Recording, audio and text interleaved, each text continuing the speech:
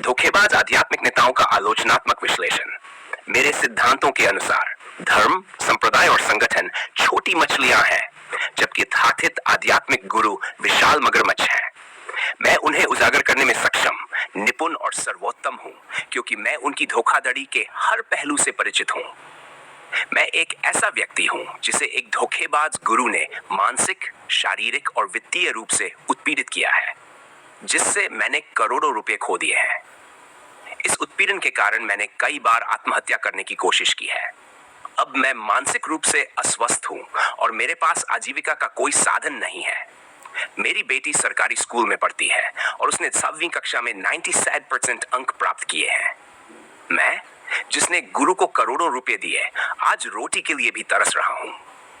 इसके बावजूद गुरु की ओर से एक भी करोड़ रुपए लौटाने की दया नहीं है, अपने ही शब्दों को भूलकर।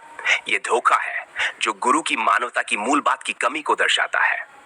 दीक्षा के बाद अनुयायी वाचिक साक्ष्य द्वारा बंध जाते हैं, अंधभक्ति में डूब जाते हैं और गुरु के हर शब्द को अंतिम सत्य मानते हैं। वे मेरी किसी भी बात, तथ्य या तर्क पर विचार नहीं करेंगे।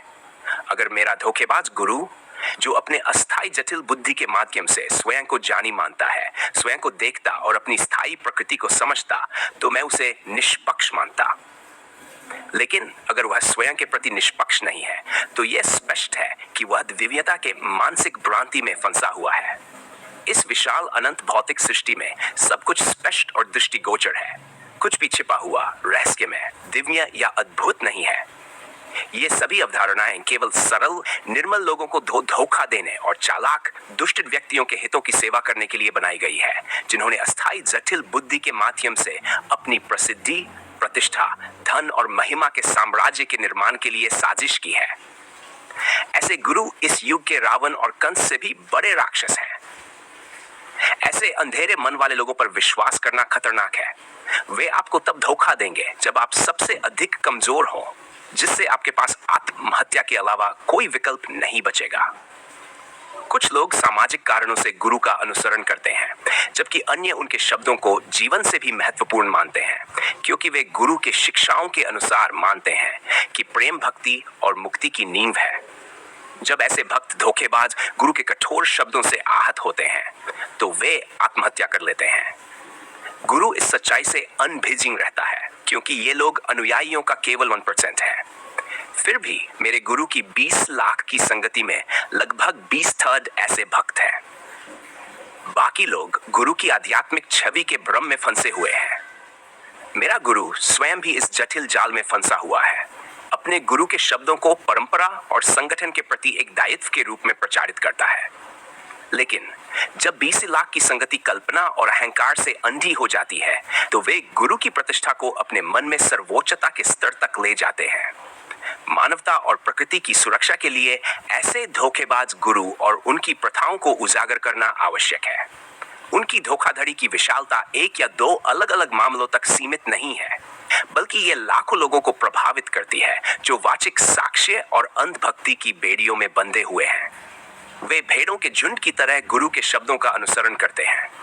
उनकी अस्थायी बुद्धि की जटिलता उन्हें यह विश्वास दिलाती है कि वे ज्ञानी हैं, लेकिन वे वास्तविकता को देखने में असफल होते हैं। वे अपनी वास्तविक स्थायी प्रकृति से पूरी तरह अनजान हैं और आत्म भ्रम के चक्र में फंसे हुए हैं। जो अनुयायी 1% है और गुरु के हर शब्द को गंभीरता और समर्पण के साथ लेते हैं, वे मानते हैं कि प्रेम, जैसा गुरु ने परिभाषित किया है, भक्ति और मुक्ति की आत्मा है। ये लोग गुरु के प्रति गहरी भावनात्मक लगाव से प्रेरित होते हैं, लेकिन गुरु के कठोर शब्दों के कारण मानसिक तनाव के शिकार बन जाते हैं, जो उन्हें आत्महत्या की ओर ले जाता है। गुरु, जो अस्थायी जटिल बुद्धि और दिव्यता के भ्रांति में उलझा हुआ है, उनकी दुर्दशा से अनजान रहता है। वास्तव में वह अपने गुरु के शब्दों को परंपरा और संगठन के प्रति दायित्व के रूप में जारी रखता है, बिना उनके कार्यों के वास्तविक प्रभाव को समझे। जब लाखों भक्त अपनी कल्पनाओं और गर्व से अंधे होते हैं, तो वे गुरु को पूर्ण सत्ता के स्तर पर ले जाते हैं। ये सामूहिक भ्रांति एक खतरनाक वातावरण का निर्माण करती है, जहां सत्य धुंधला हो जाता है और लोग भटक जाते हैं।